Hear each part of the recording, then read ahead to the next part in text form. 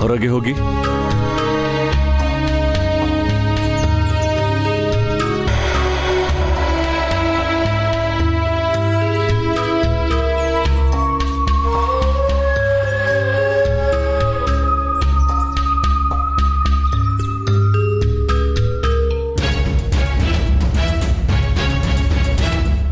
ಅಂದರೆ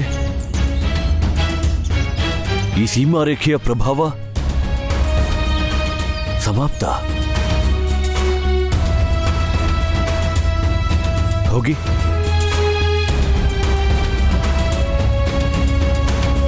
ಬನ್ನಿ. ಗೊತ್ತಾಯ್ತು ಭಗವಂತ. ನಾನು ಆಗ್ಲಿಂದ ಯೋಚಿಸ್ತಿದ್ದೆ ನೀವ್ ಏನ್ ಮಾಡ್ತಿದ್ದೀರಾ ಅಂತ. ನೀವು ಈ ಸೈನಿಕರಿಂದ ಕೆಲಸ ಮಾಡಿಸ್ತಿದ್ದೀರಿ. ಈ ಸೈನಿಕರ ಆರೋಗ್ಯ ಎಲ್ಲ ಬೆಣ್ಣೆ ತೆಗ್ದಾಗ ಆಗ್ತಿದೆ. ಆ ಗೊಲ್ಲರ ಸೈನಿಕರಿಗೆ ಭರವಸೆ ಏನು? ಅವ್ರೇನಾದ್ರೂ ಆಕ್ರಮಣ ಮಾಡ್ಬಿಟ್ರೆ? ಮೂರ್ಖ, ನಿನಗಿದು ಸೇನಾಭ್ಯಾಸದಂತಿದೆಯೇ?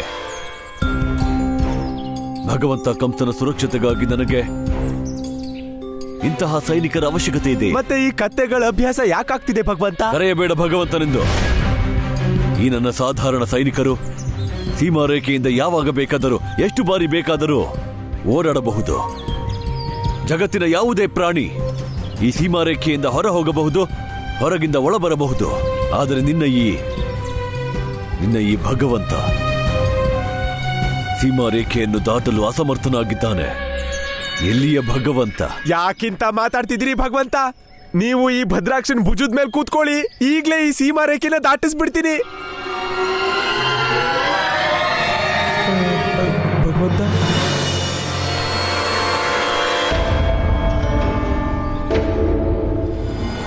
ನಿಲ್ಲಿ ನಿಲ್ಲಿ.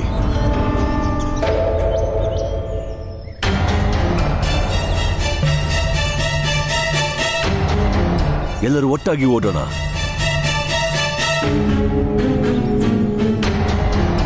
ಬನ್ನಿ.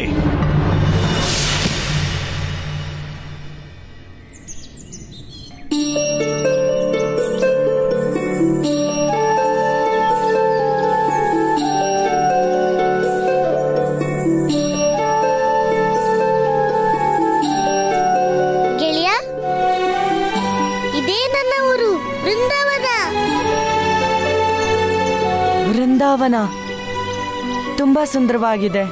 ಹಾ ಗೆಳೆಯ, ಇದರ ನಾಮಕರಣ ದೇವಿ ವೃಂದ ಹೆಸರಲ್ಲಿ ಮಾಡಿದ್ದಾರೆ. ವೃಂದಾವನದ ಅರ್ಥ ವೃಂದಾಳವನ.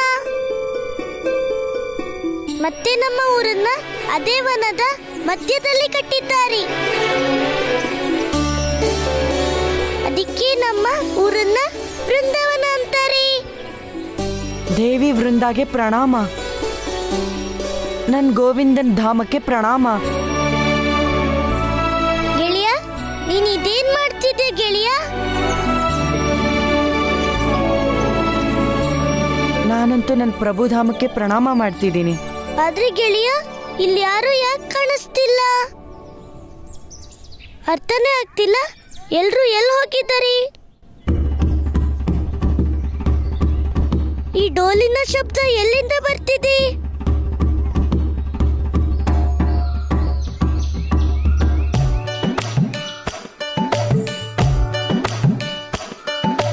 ಹೇ ಗೋಪಾಲ ಅನುಪಮ ಲೀಲಾ, ಹೇ ಗೋಪಾಲ ಅನುಪಮ ಲೀಲಾ, ಬ್ರಜಮಂಡಲ ಪಾಲಿಪ ಗುಣಶೀಲ. ಜನುಮದಿನದಲ್ಲಿ ಹೇಳಿದೆ ನಿನ್ನಿ ರಾಧೆಯ ಹೃದಯ. ಶುಭಾಶಯ ಕೃಷ್ಣ, ಶುಭಾಶಯ ಕೃಷ್ಣ, ಶುಭಾಶಯ ಕೃಷ್ಣ. ನಾನಂತೂ ಮರ್ತೇ ಬಿಟ್ಟಿದ್ದೆ, ನಾಳೆ ನನ್ನ ಜನ್ಮದಿನ ಅಂತ. ಗೊಲ್ಲ, ನೀನ್ ಮರಿಬಹುದು, ನಾನ್ ಹೆಂಗ್ ಮರೆಯಕ್ಕಾಗತ್ತೆ?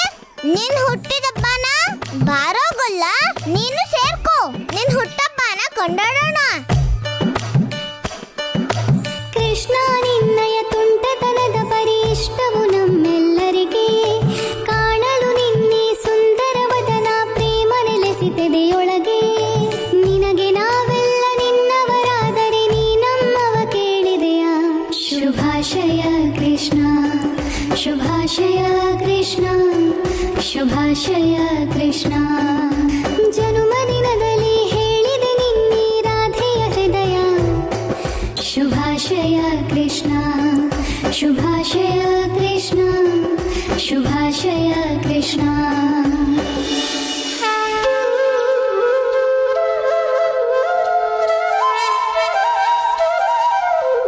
ಹೇ ಪ್ರಭು, ಇವತ್ತು ನಿಮ್ಮ ಜನ್ಮದುತ್ಸವ. ಈ ಜಗತ್ಗೆ ಜನ್ಮ ನೀಡಿರೋರು ನೀವು. ಈ ಜಗತ್ತನ್ನೇ ಪಾಲನೆ ಮಾಡೋ ಜಗತ್ಪಿತ ಪರಮಾತ್ಮನ್ ಜನ್ಮೋತ್ಸವ ನೋಡ್ತಿದ್ದೀವಿ ಇವತ್ತು.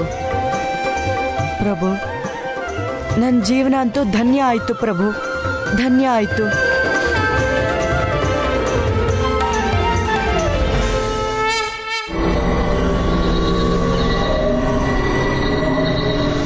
ಅಯ್ಯೋ ನನ್ ಭಗವಂತ, ನಿಮ್ಗೇನಾದ್ರೂ ಆಯ್ತಾ ಭಗವಂತ? ಸೈನಿಕ್ರೆ, ಏನ್ ಮಾಡ್ತಾ ಇದೀರಿ? ವೈದ್ಯರನ್ನ ಕರ್ಸಿ. ಅದು ಕುಡಿಯಕ್ ನೀರು.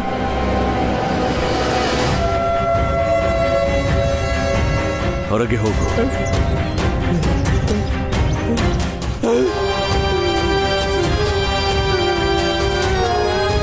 ಪ್ರೇತಕ್ಕೆ ಬೆಂಕಿ ಅಂದ್ರೆ ಬಹಳ ಭಯ ಆಗತ್ತೆ ಭಗವಂತ. ನಾನು ಹೇಗೆ ಈ ರೇಖೆನ ದಾಟಕ್ಕಾಗುತ್ತೆ ಹೇಳಿ? ನೀನು ದಾಟಲೇಬೇಕು ಭದ್ರಾಕ್ಷ.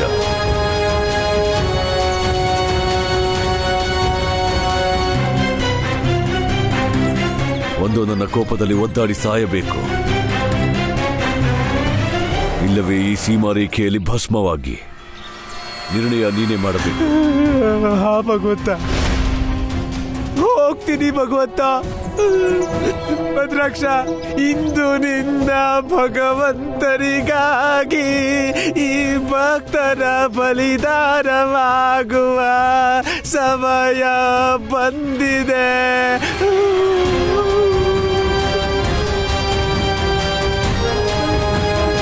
ಭದ್ರಾಕ್ಷ, ಹೋಗ್ತೀನಿ.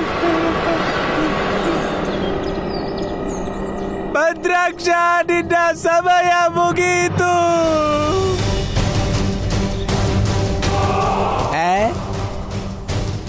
ನಂಗೇನು ಆಗಿಲ್ಲ. ನಾನು ಉಳ್ಕೊಂಡೆ. ನಾನು ದಾಟ್ಬಿಟ್ಟೆ. ಭಗವಂತ, ಇನ್ನೇನು ಆದೇಶ ಇದೆ? ಈ ಸೀಮಾರೇಖೆಯನ್ನು ಅಳಿಸುವ ಯಾವುದಾದರೂ ಮಾರ್ಗ ಹುಡುಕಲೇಬೇಕು.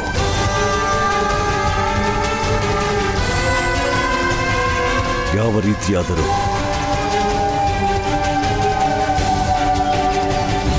ಏನಾದರೂ ಮಾಡಲೇಬೇಕು. ಅಯ್ಯೋ, ಹೆದ್ರೋದ್ಯಾಕೆ ಭಗವಂತ? ಆ ಪೌಂಡ್ರಿಕ ಇದನ್ನಲ್ಲ, ವಿಷ್ಣುವಿನ ಭಕ್ತ ಆಗಿ ಹೋಗಿದ್ದಾನೆ. ಮತ್ತೆ ವಿಷ್ಣು ತನ್ನ ಭಕ್ತರಿಗೆ ನಿರಾಸೆ ಮಾಡೋದಿಲ್ಲ. ಅದೇನಾದ್ರೂ ಆಗ್ಬಿಡ್ಲಿ, ಪೌಂಡ್ರಿಕ ಬೆಣ್ಣೆ ತಗೊಂಡೇ ಬರ್ತಾನೆ.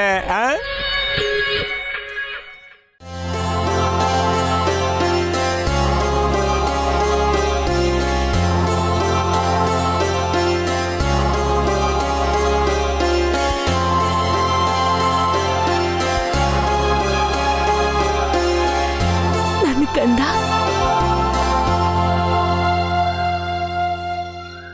ಅಮ್ಮ, ನನ್ನ ಜನ್ಮದಿನಕ್ಕೆ ಈ ಸಲ ನೀನು ಯಾವ ವಿಶೇಷ ಸಿದ್ಧತೆಗಳನ್ನು ಮಾಡಿದ್ಯಾ?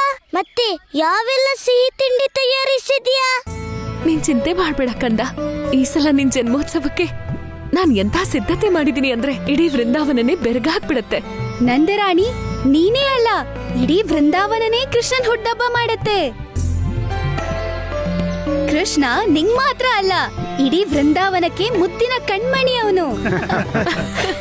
ಯಶೋದ ಕಂದನಿಗೆ ಜಯವಾಗಲಿ, ಯಶೋದ ಕಂದನಿಗೆ ಜಯವಾಗಲಿ. ಕೃಷ್ಣ, ಇವರೆಲ್ಲ ಯಾರು? ಅಪ್ಪ, ಇವನು ಗೆಳೆಯ ಸುಧಾಮ, ಇವನ ತಮ್ಮ ತಂಗಿ ಭಾನು ಮತ್ತೆ ಸುಧಾ ಅಂತ.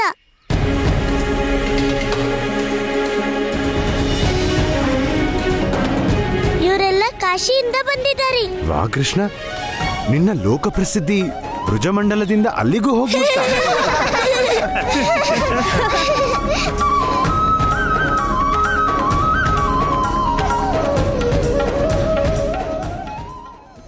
ನಿನ್ನ ದುಃಖ ತುಂಬಿರೋ ಕಥೆ ಕೇಳಿ ಮನ್ಸಿಗೆ ತುಂಬಾ ನೋವಾಯ್ತು. ಇಷ್ಟು ಚಿಕ್ಕ ವಯಸ್ಸಲ್ಲಿ ಇಷ್ಟೊಂದು ದುಃಖ ಸಹಿಸೋ ಶಕ್ತಿ ನಿನಗೆ ಎಲ್ಲಿಂದ ಬಂತು? ಸ್ವತಃ ಇಷ್ಟು ಕಷ್ಟ ಸಹಿಸೋಕೆ ನಿನಗೆ ಹೇಗ್ ಸಾಧ್ಯ ಆಯ್ತು ಮಗು? ನಾನೇನೂ ಮಾಡಿಲ್ಲ ಅಮ್ಮ. ಏನೇ ಆಗಿದ್ರು ಅದೆಲ್ಲ ನನ್ ಗೋವಿಂದಾನೇ ಮಾಡಿದ್ದು. ಗೋವಿಂದ? ಹಾ ಅಮ್ಮ, ಅವನಿಂದಾನೇ ನಾನು ಜೀವಂತವಾಗಿರೋದು. ಮತ್ ಎಲ್ಲಿದ್ದಾನೆ ನಿನ್ ಗೋವಿಂದ?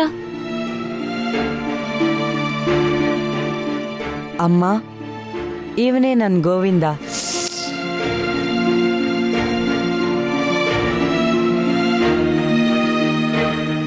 ಸುಧಾಮ,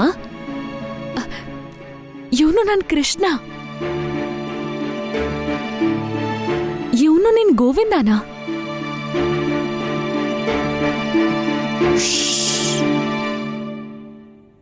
ನನ್ನ ಗೋವಿಂದ ಅನ್ಬೇಡ. ಯಾರಾದ್ರೂ ನನ್ನ ಗೋವಿಂದ ಪ್ರಭು ಅಂತೆಲ್ಲ ಕರೆದ್ರಿ ಅಮ್ಮ ತುಂಬಾ ಕೋಪ ಮಾಡ್ಕೋತಾಳೆ. ಹಾ ಅಮ್ಮ, ಇವನೇ ನನ್ ಗೋವಿಂದ. ಕಂದ, ಇದೆಲ್ಲ ಏನು? ಈ ಸುಧಾಮ ನಿನ್ನ ಗೋವಿಂದ ಗೋವಿಂದ ಅಂತ ಯಾಕೆ ಕರೀತಿದ್ದಾನೆ? ಮುಗೀತು ಕತೆ. ಅಮ್ಮ, ನಿನ್ಗೆ ಅರ್ಥ ಆಗ್ತಿಲ್ಲ. ಯಾವ ಊರಿಂದ ಸುಧಾಮ ಮತ್ತೆ ಅವನ್ ತಮ್ಮ ತಂಗಿ ಬಂದಿದಾರೋ ಆ ಊರಲ್ಲಿ ಗೆಳೆಯನ್ನ ಗೋವಿಂದ ಅಂತಾರೆ. ಅದ್ರ ಅರ್ಥ ನಾನು ಇವನ್ಗೆ ಗೆಳೆಯ. ಹಾಗ ಅಂದ್ರೆ ಇವನು ಗೆಳೆಯನ್ ಬಗ್ಗೆ ಮಾತಾಡ್ತಿದ್ದಾನಾ? ಹಾ ಅಮ್ಮ, ಮತ್ತೆ ನಿನ್ಗೆ ಗೊತ್ತಿದ್ಯಾ ಸುಧಾಮ ಬಂದಿರೋ ಊರಿದ್ಯಲ್ಲ, ಆ ಊರಲ್ಲಿ ಗೆಳೆಯನ್ನ ಕೇವಲ ಪ್ರಭು ರೀತಿ ಸತ್ಕಾರ ಮಾತ್ರ ಮಾಡಲ್ಲ, ಬದಲಿಗೆ ಅವರನ್ನ ಪೂಜನೀಯವಾಗಿ ನೋಡ್ತಾರೆ. ಯಾರು ಗೆಳೆಯರಾಗಿರ್ತಾರೋ ಅವರು ಭಗವಂತನ ರೂಪ ಆಗಿರ್ತಾರೆ. ಇವನೇ ತಾನೇ ಮಾಡಿದ್ದು ನನ್ನ ಪ್ರತಿಮೆ. ಅದರ ಉಪಯೋಗ ತಗೊಂಡು ಆ ಪೌಂಡ್ರಿಕ ಭಗವಂತ ಆಗಿ ಬಂದ್ಬಿಟ್ಟ. ಹಾಗ ಅಂದ್ರೆ ಇದಾ ವಿಷಯ? ಹ್ಮ್, ನೋಡು, ಮಾತಾಡ್ತಾ ನಾನು ನಿನಗ್ ಭೋಜನ ಕೇಳೋದೇ ಮರ್ತ್ಬಿಟ್ಟೆ. ಮಕ್ಳಿಬ್ರು ಹಸ್ತಿರ್ತಾರೆ. ನಾನೀಗ್ಲೇ ನಿನ್ಗೋಸ್ಕರ ಮತ್ತೆ ನಿನ್ನ ಗೆಳೆಯನ್ಗೋಸ್ಕರ ನಿನಗೆ ಮತ್ತೆ ನಿನ್ನ ಗೋವಿಂದನಿಗೆ ಅವನ್ಗೆ ಇಷ್ಟವಾದ ಬೆಣ್ಣೆ ತಂದ್ಕೊಡ್ತೀನಿ. ಇವತ್ ನೀವು ಅದನ್ ತಿನ್ನಿ. ನೀವು ನಿಮ್ಮ ಅಮ್ಮಂಗೆ ಸುಳ್ಳ್ಯಾಕೆ ಹೇಳಿದ್ರಿ? ಗೋವಿಂದನ ಅರ್ಥ ಗೆಳೆಯ ಹೇಗಾಗತ್ತೆ? ಗೆಳೆಯ, ಇವತ್ತಿಂದ ನೀನ್ ನನ್ಗೆ ಕೇವಲ ಗೆಳೆಯ ಅನ್ಬೇಕು. ಯಾಕಂದ್ರೆ ನಾನ್ ನಿನ್ನ ನನ್ನ ಗೆಳೆಯನ ರೂಪದಲ್ಲಿ ಸ್ವೀಕಾರ ಮಾಡಿದ್ದೀನಿ. ಇಲ್ಲ ಇಲ್ಲ, ನೀವೇ ನನ್ ಭಗವಂತ. ಇದಂತೂ ನಿಮ್ ದೊಡ್ಡತನ. ನೀವ್ ನನ್ನ ಗೆಳೆಯ ಅಂದ್ಕೊಂಡ್ರಿ, ಆದ್ರೆ ನೀವು ಮೊದ್ಲು ಭಗವಂತಾನೆ. ಈಗ್ಲೂ ಅಷ್ಟೇ, ಮತ್ತೆ ಯಾವಾಗ್ಲೂ ಕೇವಲ ಭಗವಂತಾನೇ ಆಗಿರ್ತೀರಿ. ಅಲ್ದೇ ಒಬ್ಬ ಭಕ್ತನ ಸ್ಥಾನ ಯಾವಾಗ್ಲೂ ಭಗವಂತನ ಚರಣದಲ್ಲೇ ಇರೋದು. ಎದ್ದೇಳು ಸುಧಾಮ, ಅಮ್ಮ ಬರ್ತಿದ್ದಾಳೆ. ಒಮ್ಮೆ ಅಮ್ಮ ಏನಾದ್ರೂ ನಮ್ಮನ್ನ ಹೀಗ್ ನೋಡ್ಬಿಟ್ರೆ ಅನರ್ಥ ಆಗ್ಬಿಡತ್ತೆ. ಎದ್ದೇಳು ಸುಧಾಮ, ಎದ್ದೇಳು. ಇಲ್ಲ ಪ್ರಭು, ಇಲ್ಲ, ನಾ ನಿಮ್ ಕಾಲ್ ಬಿಡೋಕಾಗಲ್ಲ. ನನ್ನ ಗೆಳೆಯ ಅಂತ ಕರೆದು ನನ್ನ ದೂರ ಮಾಡ್ಬೇಕು ಅನ್ಕೊಂಡಿದ್ದೀರಾ? ಗೆಳೆಯ ಸುಧಾಮ, ಒಮ್ಮೆ ನೀನ್ ನನ್ನ ಪುನಃ ಪ್ರಭು ಅಂದ್ರಿ, ಮತ್ತೆ ಅಮ್ಮ ಕೇಳಿಸ್ಕೊಂಡ್ರೆ ಆಮೇಲೆ ಇಬ್ರು ಕೆಂಪೆಣ್ಸಿನ ಘಾಟ್ ತಗೋಬೇಕಾಗತ್ತೆ. ಮತ್ತೆ ಕೊನೆಲಿ ಕೋಲಿಂದ ಪೂಜೆನೂ ಮಾಡ್ತಾಳೆ. ಆಮೇಲೆ ನೀನು ಮರ್ತೆ ಬಿಡ್ತೀಯ ಭಕ್ತಿ ತೋರ್ಸೋದನ್ನ ಮತ್ತೆ ಪ್ರಭು ಪ್ರಭು ಅನ್ನೋದನ್ನ. ಅರ್ಥ ಆಯ್ತಾ? ಅಥವಾ ನಿನ್ಗೆ ಕೆಂಪೆಣ್ಸಿನ ಘಾಟೇ ಬೇಕಾ? ಹಾ,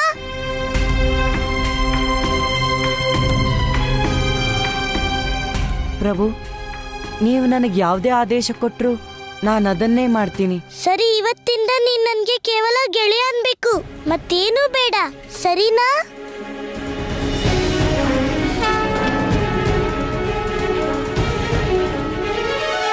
ನಾರಾಯಣ ನಾರಾಯಣ. ಪ್ರಭು, ಧನ್ಯನಾದ ಸುಧಾಮ. ಮತ್ತೆ ಧನ್ಯವಾಯಿತು ಸುಧಾಮನ ಭಕ್ತಿ. ಈ ಜಗತ್ತಿನಲ್ಲಿ ನಿಮ್ಮನ್ನು ಪ್ರಭುವಾಗಿ ಪಡೆಯಲು ಒಬ್ಬ ಮನುಷ್ಯ ಭಗೀರಥ ಪ್ರಯತ್ನ ಮಾಡಬೇಕಾಗುತ್ತದೆ.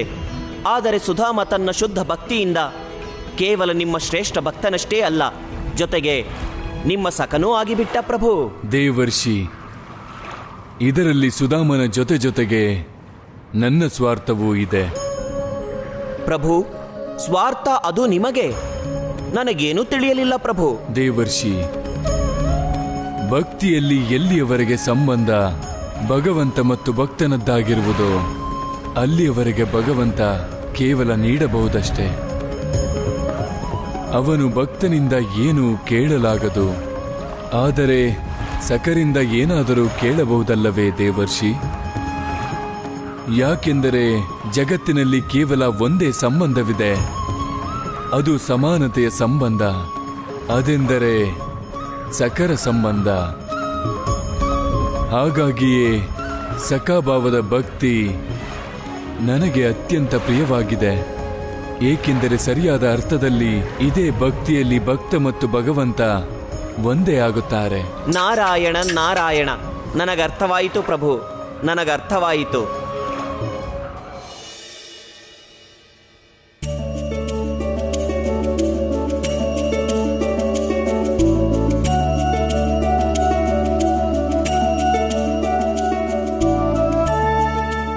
ಹೇಳು ಸುಧಾಮ, ನಿನಗೆ ಯಾವ ಥರ ಬೆಣ್ಣೆ ಇಷ್ಟ ಆಗತ್ತೆ? ಅಮ್ಮ, ಸುಧಾಮ ನನ್ ಗೆಳೆಯ ತಾನೆ, ಅಂದ್ಮೇಲೆ ನನ್ಗಿಷ್ಟ ಆಗೋ ಬೆಣ್ಣೆನೆ ಅವನ್ಗೂ ಇಷ್ಟ ಆಗೋದು. ಹಾಗ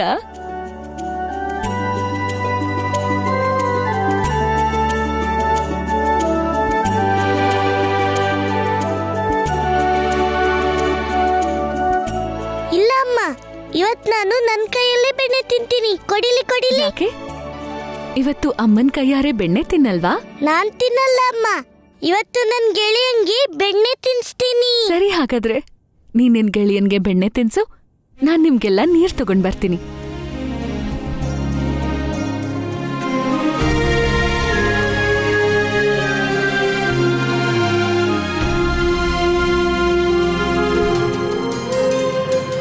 ಇಲ್ಲ ಪ್ರಭು, ಇಲ್ಲ. ನೀವ್ ಹೀಗ್ ನನ್ಗೆ ತಿನ್ನು ಗೆಳೆಯ, ತಿನ್ನು. ನೀನು ಮೊದಲನೇ ಸಲ ವೃಂದಾವನಕ್ಕೆ ಬಂದಿದ್ಯಾ ಅಲ್ವಾ, ಮತ್ತೆ ನೀನು ತಿನ್ಲೇಬೇಕು. ಮತ್ತಿದು ನನ್ನ ಅಮ್ಮನ ಕೈಯಿಂದ ಮಾಡಿರೋ ಬೆಣ್ಣೆ, ಅಂದ್ಮೇಲೆ ನೀನು ತಿನ್ಲೇಬೇಕು. ತಿನ್ನು ತಿನ್ನು ತಿನ್ನು.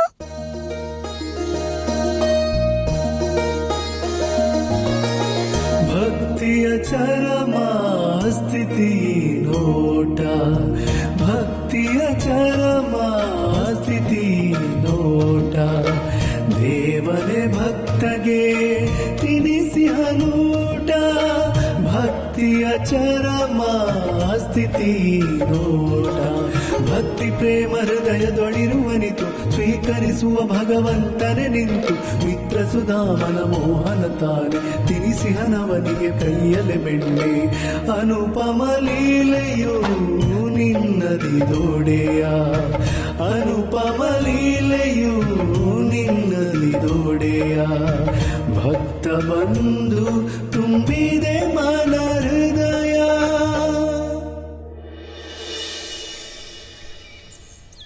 ನಿಲ್ಲು.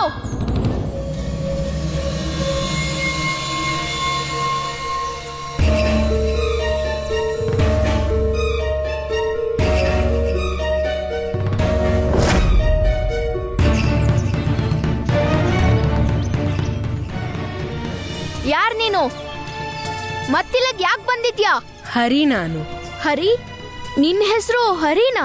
ಅಲ್ಲ, ನಾನಂತೂ ಹರಿಭಕ್ತಿಲೇ ಮುಳುಗ್ದೋನು. ಎಲ್ಲ ಹೇಳ್ತಾರೆ, ಯಾರು ಹರಿ ನಿಜವಾದ ಭಕ್ತನೋ ಅವನೇ ಹರಿಯಾಗ್ಬಿಡ್ತಾನೆ, ಮತ್ತವನಿಗೆ ಎಲ್ಲದರಲ್ಲೂ ಹರಿ ಕಾಣಿಸ್ತಾನೆ. ಹರಿಯನ್ನು ಹರಿಯನ್ನು ಹರಿಯನ್ನು. ಸುಮ್ನಾಗು ಭಕ್ತರಾಮ.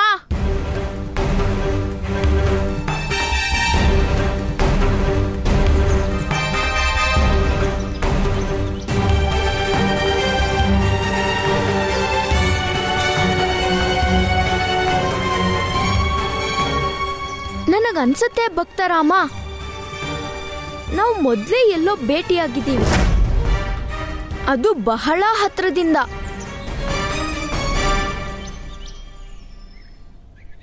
ಖಂಡಿತ ಸಿಕ್ಕಿರಬಹುದು. ಹರಿಭಕ್ತರು ಇಡೀ ಜಗತ್ತಲ್ಲೂ ಸಿಗ್ತಾರೆ, ಎಲ್ಲ ಒಂದೇ ರೀತಿ ಕಾಣ್ತಾರೆ.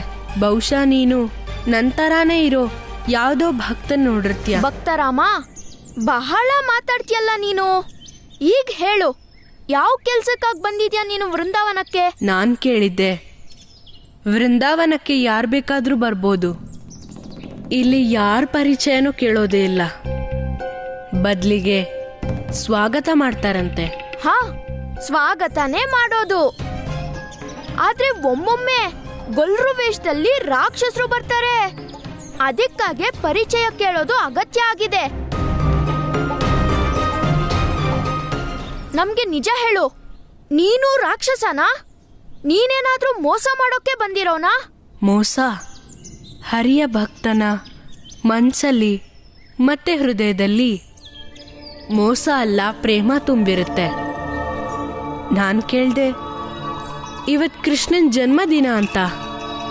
ನಾನಂತೂ ಅವನ್ ಜನ್ಮೋತ್ಸವದಲ್ಲಿ ಭಾಗಿಯಾಗಕ್ ಬಂದೆ. ಆದ್ರೆ ನಿನಗೆ ನಾನು ಅಸುರ ಅನ್ಸಿದ್ರೆ ನಾನು ಈಗಲೇ ಹೊರಟೋಗ್ತೀನಿ.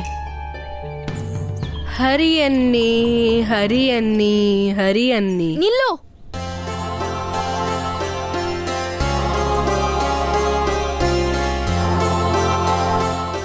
ನೀನು ನಮ್ ಕೃಷ್ಣ ಹುಟ್ಟಿದ ದಿನ ಬಂದಿದ್ಯಾ. ಕೃಷ್ಣ ಹುಟ್ಟಿದ ದಿನ ಒಂದ್ ವೇಳೆ ರಾಕ್ಷಸನೇ ಬಂದ್ರು ಕೂಡ ನಾವು ಅವನ್ನ ಬೇಡ ಅನ್ನಲ್ಲ. ಬಾ, ನಿನ್ಗೆ ಸ್ವಾಗತ. ಹರಿಯನ್ನಿ ಹರಿಯನ್ನಿ. ಈ ಬಾರಿ ನಾನು ನಿನ್ನ ಹತ್ರ ಏನ್ ಕೇಳಕ್ ಬಂದಿದ್ದೀನೋ ಅದ್ರ ಕಲ್ಪನೆ ನಾನು ನಿನ್ ಕನ್ಸಲ್ಲೂ ಮಾಡೋಕ್ಕಾಗಲ್ಲ. ಪ್ರಭು, ನಾನ್ ನನ್ನ ಕಲ್ಪನೆಯಲ್ಲಿ ಎಷ್ಟೋ ಸಲ ನಿಮ್ ಕೊಳಲಿನ ಧ್ವನಿ ಕೇಳಿದ್ದೆ. ಗೆಳೆಯ ಸುಧಾಮ, ಇನ್ನು ನನ್ನ ಕೊಳಲಿನ ಧ್ವನಿ ಕೇಳೋಕೆ ಕಲ್ಪನೆ ಮಾಡ್ಕೊಳ್ಳೋ ಅಗತ್ಯ ಏನಿಲ್ಲ.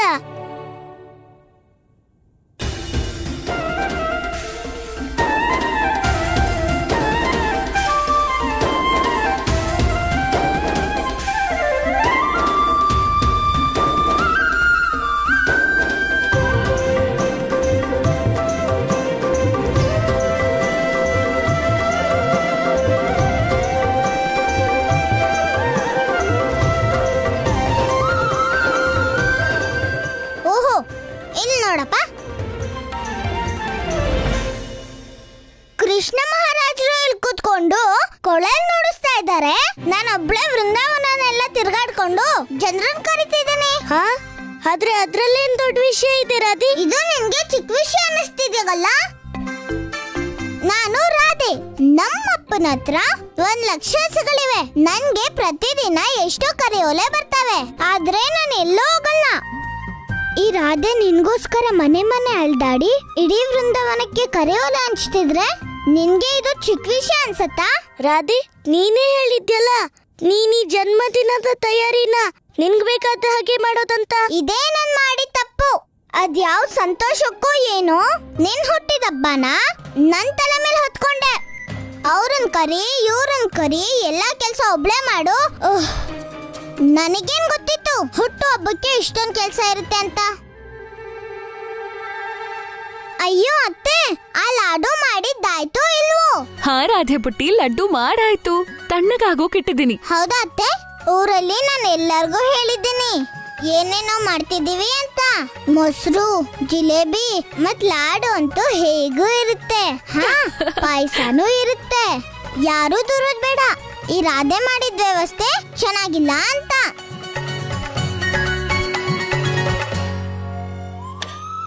ಅಯ್ಯೋ, ಎಲ್ಲ ಕೆಲ್ಸನೂ ಮಾಡ್ದೆ, ಆದ್ರೆ ಮುಖ್ಯವಾದ ಕೆಲ್ಸನೇ ಮರೆತು ಬಿಟ್ಟೆ. ತಪ್ಪು ಅದು ನಿನ್ನಿಂದ. ಅದ್ಯಾ ತಪ್ಪು ಮಾಡ್ದೆ ನೀನು ರಾಧೆ? ಅದೇ ಇಡೀ ಜಗತ್ತಿಗೆ ಕರ್ತಿದ್ದಾಯ್ತು, ಆದ್ರೆ ನಮ್ಮನೆಯವ್ರನ್ನೇ ಕರೆಯೋದನ್ನ ಮರ್ತು ಬಿಟ್ಟೆ. ನನಗೆ ಇನ್ನು ಕರೆಯೋಲೆ ಕೊಟ್ಟಿಲ್ಲ. ರಾಧಿ, ನಿನ್ಗಂತೂ ಗೊತ್ತಿದೆ ನಾಳೆ ನನ್ ಜನ್ಮದಿನೋತ್ಸವ ಅಂತ.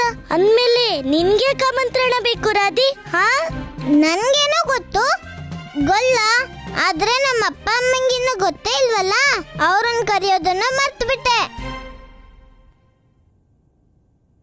ಅದರ ಅವಶ್ಯಕತೆ ಏನೂ ಇಲ್ಲ.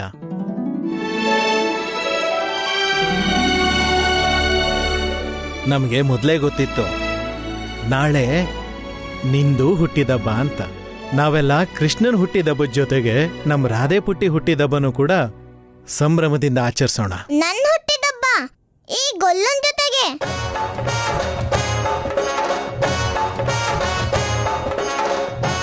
ಹೋಗ್ಲಿ ಬಿಡಿ, ನೀವ್ ಇಷ್ಟೊಂದು ಹೇಳಿದ್ಮೇಲೆ ನಾನು ನನ್ನ ಹುಟ್ಟಬ್ಬನ ಈ ಗೊಲ್ಲನ್ ಜೊತೆನೆ ಮಾಡ್ಕೋತೀನಿ.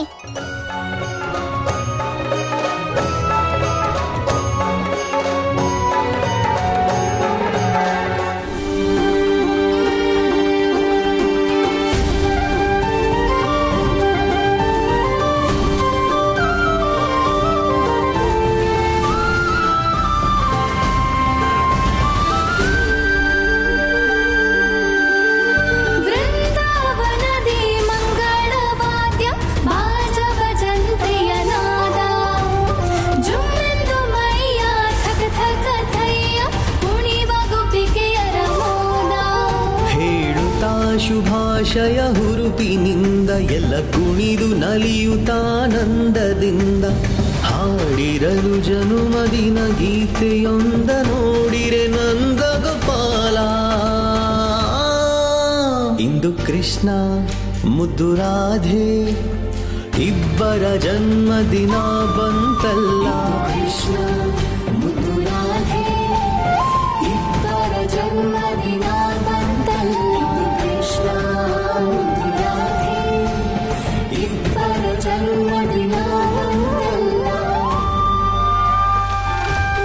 ನನ್ನೊಡೆಯನ ಶ್ರೀ ಸದನಕ್ಕೆ ಬಂದು ಧನ್ಯನಾದೆ ಪ್ರಿಯ ಬಂಧು.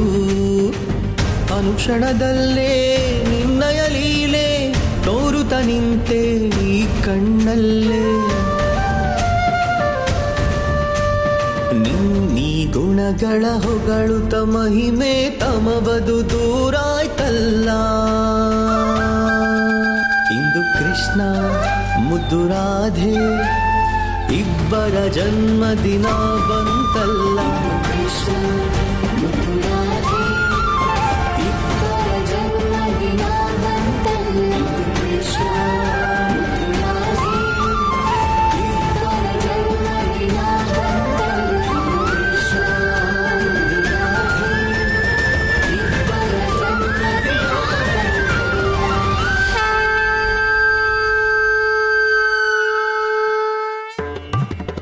ವೇಣು ನೀ ಮನವೇ ಹರಿ ಹರಿ. ವೇಣು ನೀ ಮನವೇ ಹರಿ ಹರಿ. ವೇಣು ನೀ ಮನವೇ ಹರಿ ಹರಿ ನಾರಾಯಣ. ಆಗು ನಿಲೀನ ನಾರಾಯಣನ ಸದ್ಭಕ್ತಿಯಲಿ. ವೇಣು ನೀ ಮನವೇ ಹರಿ ಹರಿ. ವೇಣು ನಿ ಮನವೇ ಹರಿ ಹರಿ ನಾರಾಯಣ. ವ್ಯಾಕುಲಗೊಳ್ಳುತ್ತಿದೆ ನನ್ನ ಮನ ದರುಶನ ನೀಡೋ ದಯಾಘನ. ಇಂದಿ ಭಕ್ತನ ಸಮ್ಮುಖ ಬಾರೋ ಕರುಣದಲ್ಲಿ ಮೋಹನ. ನಿನ್ನಲ್ಲಿ ಬೆಸೆವೆನು ನನ್ನೀ ಬಾಳಿನ ಕ್ಷಣ ಕ್ಷಣಗಳನ. ವೇಣು ನೀ ಮನವೇ ಹರಿ ಹರಿ. ವೇಣು ನಿ ಮನವೇ ಹರಿ ಹರಿ ನಾರಾಯಣ.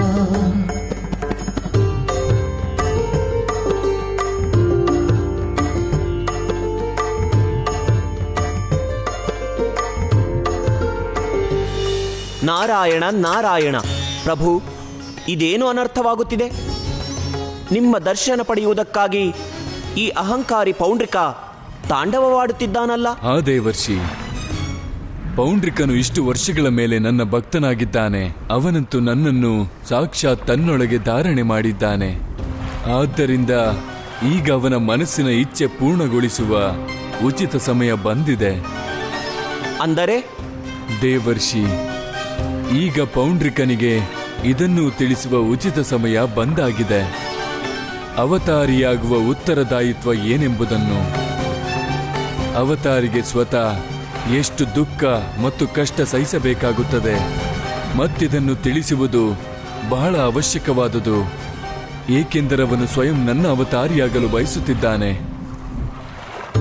ನಿನ್ನೀ ದರುಶನ ಪಡೆಯದಿರೆ ಬದುಕಿನು ನಾ ಕೇಳು ಶೌರ್ಯ ಭಕ್ತಿಯ ಮಾನ ನೀನುಳಿಸದಿರೆ ನಿನ್ನಯ ಭಕ್ತನೆನಿಸಲಾರೆ ಕೊಡು ನೀ ದರುಶನ ಕೊಡದಿರೆ ಶಿರವನೇ ಕೊಡುವೆ ಮುರಾರೆ ಬೇಡು ನೀ ಮನವೇ ಹರಿ ಹರಿ ಬೇಡು ನೀ ಮನವೇ ಹರಿ ಹರಿ ನಾರಾಯಣ ದರುಶನ ಕೊಡು ಪ್ರಭು ದರುಶನವ ದರುಶನ ಕೊಡು ಪ್ರಭು ದರುಶನವ ನಿನ್ನೀ ಭಕ್ತಗೆ ದರುಶನ ಕೊಡು ನಾರಾಯಣ ದರುಶನ ಕೊಡು ಪ್ರಭು ದರುಶನವ ನಿನ್ನೀ ಭಕ್ತಗೆ ದರುಶನವ ದರುಶನ ಕೊಡು ಪ್ರಭು ದರುಶನವ ನಿನ್ನೀ ಭಕ್ತಗೆ ದರುಶನವ ದರುಶನ ಕೊಡು ಪ್ರಭು ದರುಶನವ ನಿನ್ನೀ ಭಕ್ತಗೆ ದರುಶನವ ದರುಶನ ಕೊಡು ಪ್ರಭು ದರುಶನವ ನಿನ್ನೀ ಭಕ್ತಗೆ ದರುಶನವ.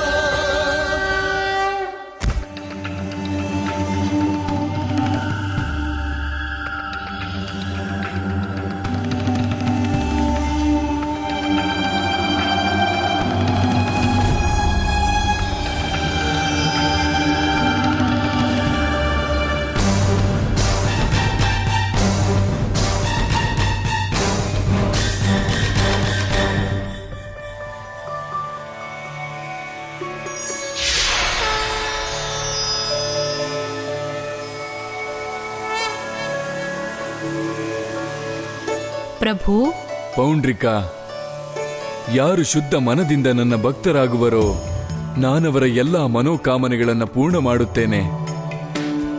ನೀನು ನನ್ನ ಪರಮ ಭಕ್ತ ಮತ್ತು ನಾನು ನಿನ್ನ ಭಕ್ತಿಯಿಂದ ಅತ್ಯಂತ ಪ್ರಸನ್ನನಾಗಿದ್ದೇನೆ. ಆದ್ದರಿಂದ ನಾನು ನಿಲ್ಲಿ ಪ್ರಭು, ನಿಮಗ್ ಗೊತ್ತಿದ್ಯಾ ನನಗೇನ್ ಬೇಕು ಅಂತ? ಪೌಂಡ್ರಿಕಾ, ಭಗವಂತನೇ ತನ್ನ ಭಕ್ತನ ಸ್ಥಿತಿ ಅರಿಯದಿದ್ದರೆ ಯಾರು ಅರಿಯುತ್ತಾರೆ? ಗೊತ್ತಾದ ನಂತರನೂ ನಾನ್ ಕೇಳೋಕ್ಕೂ ಮೊದ್ಲೇನೆ ನನ್ ಮನ್ಸಿನ ಆಸೆನ ಪೂರೈಸೋದಕ್ಕೆ ಬಯಸ್ತೀರಾ? ಭಕ್ತನಿಗೆ ಅಧಿಕಾರವಿದೆ ತನ್ನ ಭಗವಂತನ ಮೇಲೆ ಸಂದೇಹ ಪಡಲು. ಆದರೆ ಭಗವಂತ ಪ್ರತಿಯೊಂದು ಸಂದರ್ಭದಲ್ಲಿ ತನ್ನ ಭಕ್ತನ ಇಚ್ಛೆಯನ್ನು ಪೂರ್ಣಗೊಳಿಸುತ್ತಾನೆ. ಆದ್ದರಿಂದ ಹೇ ಪೌಂಡ್ರಿಕಾ, ನಾನು ನಿನ್ನ ಮನೋಕಾಮನೆ ಪೂರೈಸುತ್ತೇನೆ ಮತ್ತು ನಿನ್ನನ್ನು ಒಂದು ದಿನದವರೆಗೆ ಪೂರ್ಣಾವತಾರಿ ಮಾಡುತ್ತೇನೆ.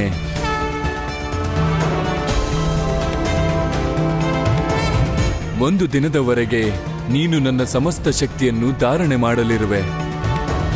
ಈ ಸಮಯದಿಂದ ಸೂರ್ಯಾಸ್ತದವರೆಗೆ ನಾನು ನಿನಗೆ ನನ್ನ ಸಮಸ್ತ ಶಕ್ತಿಯನ್ನು ಪ್ರದಾನ ಮಾಡುತ್ತೇನೆ.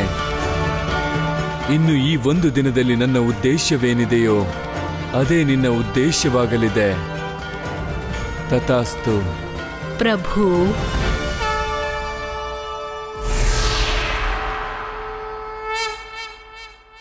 ಪೌಂಡ್ರಿಕಾ, ಇಂದು ಸೂರ್ಯಾಸ್ತದವರೆಗೆ ಪರಮಾವತಾರಿ ಶ್ರೀಕೃಷ್ಣನ ಸಂಪೂರ್ಣ ಶಕ್ತಿಯು ನಿನಗೆ ದೊರೆಯುತ್ತದೆ. ನಿನ್ನ ಮನೋಕಾಮನೆ ಪೂರ್ಣವಾಗಿದೆ. ಈಗ ನೀನು ಭಗವಂತನಾದೆ. ಹೋಗು ಮತ್ತು ನಿನ್ನ ಸ್ವಭಾವಕ್ಕೆ ಸರಿಯಾಗಿ ವ್ಯವಹರಿಸು.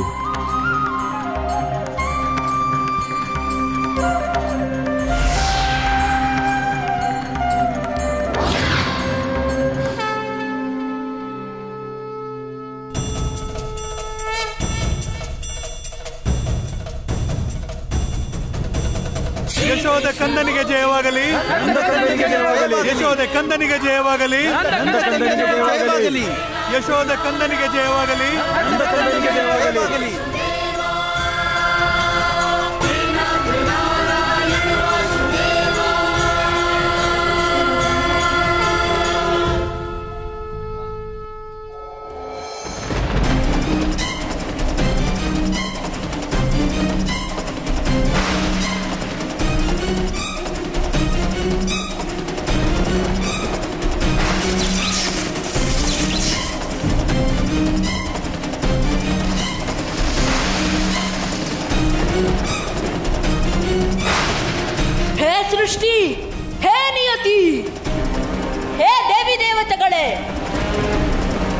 ಸರಿಯಾಗಿ ನೋಡಿ ನನ್ನ. ಇವತ್ ನಾನೇ ಭಗವಂತ, ವಿಷ್ಣುವಿನ ಪರಮಾವತಾರ, ಭಗವಂತ ಪೌಂಡ್ರಿಕ. ಈಗ ಈ ಸೃಷ್ಟಿ ನನ್ನ ಸಂಕೇತದ ಹಾಗೆ ನಡೆಯುತ್ತೆ. ಇನ್ನು ಈ ಸೃಷ್ಟಿ ನಿಯತಿ, ಪ್ರತಿ ಮನುಷ್ಯನ ಭಾಗ್ಯ, ಎಲ್ಲವನ್ನೂ ಪರಿವರ್ತನೆ ಮಾಡಬಲ್ಲೆ ನಾನು. ಈಗ ನಾನು ಪಾಲನೆನೂ ಮಾಡ್ತೀನಿ, ಧ್ವಂಸನೂ ಮಾಡ್ತೀನಿ. ಈಗ ನೀವೇ ಹೇಳಿ, ಎಲ್ಲಕ್ಕಿಂತ ಮುಂಚೆ ಏನ್ ಮಾಡ್ಲಿ ಹೇಳಿ. ನಾರಾಯಣ ನಾರಾಯಣ, ಇದೇನು ಅನರ್ಥವಾಗುತ್ತಿದೆ ಪ್ರಭು. ಪೌಂಡ್ರಿಕ ನಿಮ್ಮ ಭಕ್ತನೇನೋ ನಿಜ, ಆದರೆ ಅವನ ಭಕ್ತಿಯಲ್ಲಿ ಪ್ರೇಮವಲ್ಲ, ಬದಲಿಗೆ ಅಹಂಕಾರ ಕಾಣುತ್ತಿದೆ. ಮತ್ತು ಒಬ್ಬ ಅಹಂಕಾರಿ ಮನುಷ್ಯನಿಗೆ ನೀವು ನಿಮ್ಮ ಪೂರ್ಣ ಶಕ್ತಿಯನ್ನೇ ನೀಡಿಬಿಟ್ಟಿರಿ ಪ್ರಭು. ಇಂತಹ ಅಹಂಕಾರಿ ಮನುಷ್ಯ ಕೇವಲ ವಿಧ್ವಂಸ ಮಾಡಬಹುದು. ಈ ಪೌಂಡ್ರಿಕ ಮನುಷ್ಯನಲ್ಲ, ಬದಲಿಗೆ ಮನುಷ್ಯನ ರೂಪದಲ್ಲಿರುವ ಒಬ್ಬ ಅಸುರನಷ್ಟೇ. ದೇವರ್ಷಿ, ಪೌಂಡ್ರಿಕ ಖಂಡಿತ ಮನುಷ್ಯನೇ, ಆದರೆ ನನ್ನ ಭಕ್ತಿಯ ಕಾರಣದಿಂದಾಗಿ ಅವನ ಚೇತನ ವಿಕಸಿತವಾಗಿದೆ. ಅವನೀಗ ಮನುಷ್ಯನೂ ಅಲ್ಲ, ಅಸುರನೂ ಅಲ್ಲ. ನಾನು ಪೌಂಡ್ರಿಕನಿಗೂ ನ್ಯಾಯ ಕೊಡಬೇಕಿತ್ತು. ಒಬ್ಬ ನ್ಯಾಯಕರ್ತನ ಕರ್ಮಕ್ಕೆ ಅನುಸಾರ ನಾನು ಧರ್ಮಸಂಗತ ಕಾರ್ಯವನ್ನೇ ಮಾಡಿದ್ದೇನೆ. ಮತ್ತು ನನಗೆ ನಂಬಿಕೆಯಷ್ಟೇ ಅಲ್ಲ, ಬದಲಿಗೆ ಪೂರ್ಣ ವಿಶ್ವಾಸವಿದೆ. ಏನೇ ಆದರೂ ಶುಭವೇ ಆಗುವುದು. ಎಷ್ಟು ಕೆಲಸ ಇದೆ ಅಂದ್ರೆ ನಾನು ಯಾವುದನ್ನು ನಿಯಂತ್ರಣ ಮಾಡಕ್ಕಾಗ್ತಿಲ್ಲ. ಆದ್ರಿಂದ ಹೇ ಸೃಷ್ಟಿ, ಭಗವಂತ ಪೌಂಡ್ರಿಕಂಗೆ ಮಾರ್ಗದರ್ಶನ ಮಾಡು. ಹೇಳು, ನನ್ನ ಜೀವನದ ಪರಮ ಉದ್ದೇಶವೇನು? ನಾನೇನ್ ಮಾಡ್ಲಿ?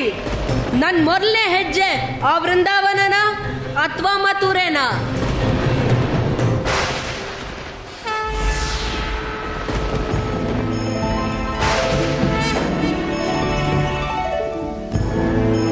ಹೇ ಪರಮಾವತಾರ ಶಕ್ತಿ, ವೃಂದಾವನವು ಧರ್ಮದ ಆವಾಸ, ಮಥುರೆಯಲ್ಲಿರೋದು ಕಂಸನ ಅಧರ್ಮ. ನೀವು ನಿಮ್ಮ ದಿವ್ಯ ಶಕ್ತಿಯಿಂದ ಜನರಿಗೆ ಕಂಸನ ಅತ್ಯಾಚಾರಗಳಿಂದ ಮುಕ್ತಿ ನೀಡಬೇಕಿದೆ. ಕಂಸನಿಂದ ನಡೆದ ಪ್ರತಿಯೊಂದು ಅಧರ್ಮಕ್ಕೆ ಅವನಿಗೆ ಸರಿಯಾದ ಶಿಕ್ಷೆಯಾಗಬೇಕು. ಇದೇ ನಿಮ್ಮ ಈ ಅವತಾರದ ಪರಮ ಉದ್ದೇಶ. ಪ್ರಭು, ನೀವು ಸರ್ವಜ್ಞಾನಿಗಳು, ನಿಮ್ಮಿಂದ ಏನೂ ಮರೆಯಾಗದು. ನೀವೇ ಸ್ವತಃ ಕಂಸನ ಅಧರ್ಮ ಮತ್ತು ಅತ್ಯಾಚಾರಗಳನ್ನು ನೋಡಬಹುದು. ನೀವು ಧ್ಯಾನಿಸಿ ನೋಡಿ.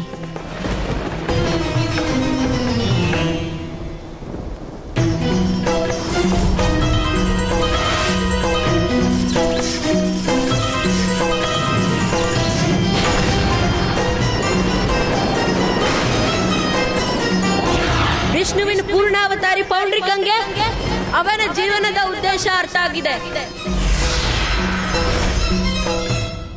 ಸುಧಾಮ, ನಮ್ಮೂರಲ್ಲಿ ನಮ್ಗೆ ತುಂಬಾ ಗೆಳೆಯರಿದ್ದಾರೆ. ನಿಮ್ಮೂರಲ್ಲಿ ನಿನಗ್ಯಾರಾದ್ರೂ ಗೆಳೆಯರಿದ್ದಾರಾ? ಇಲ್ಲ ಧಾಮ, ನನ್ನೂರಲ್ಲಿ ನನಗೆ ಯಾರೂ ಗೆಳೆಯರಿಲ್ಲ. ಆಡೋದಂತೂ ದೂರದ ವಿಷಯ. ಯಾರೂ ನನ್ನ ಹತ್ರನೂ ಕೂತ್ಕೊಳ್ತಿರ್ಲಿಲ್ಲ. ಗೆಳೆಯ, ಅದಕ್ಕೆ ನೀನ್ ಯಾಕೆ ಬೇಸರ ಮಾಡ್ಕೊಳ್ತಿದ್ಯಾ? ನಾನು ಇದೀನಲ್ವಾ ನಿನ್ ಗೆಳೆಯ. ಮತ್ ಯಾರ್ ಕೃಷ್ಣನ್ ಗೆಳೆಯನೋ ಅವ್ನು ನಮ್ಮೆಲ್ರಿಗೂ ಗೆಳೆಯಾನೆ. ಗೆಳೆಯ ಸುಧಾಮ, ಏನು ಸಿಕ್ಕಿದ್ರಲ್ಲ ನಿನ್ಗೆ ಇಷ್ಟೊಂದು ಗೆಳೆಯರು? ಕೃಷ್ಣ, ಯಾರಿಗ್ ನೀವ್ ಗೆಳೆಯರೋ ಅವ್ರಿಗೆ ಇನ್ನೇನ್ ಬೇಕು? ಬಾ ಗೆಳೆಯ, ನನ್ ಜೊತೆಗ್ ಬಾ.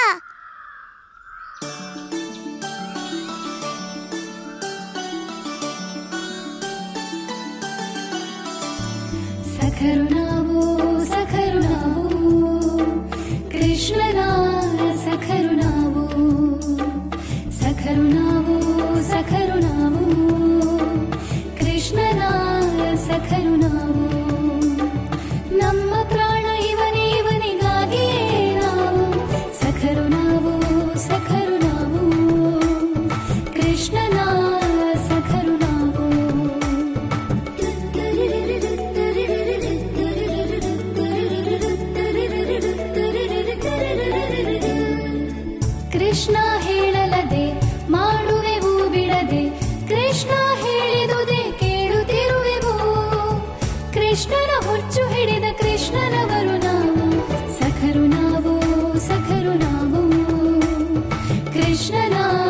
ಸಖರು ನಾವು ಸಖರು ನಾವು ಸಖರು ನಾವು ಕೃಷ್ಣನ ಸಖರು ನಾವು.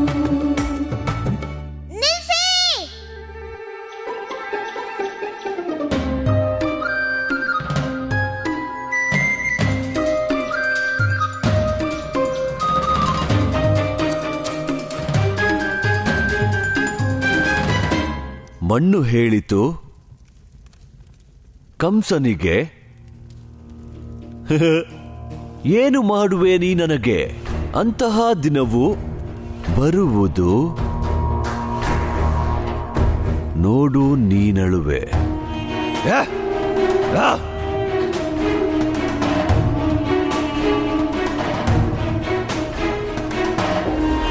ಭಗವಂತ ನಾನು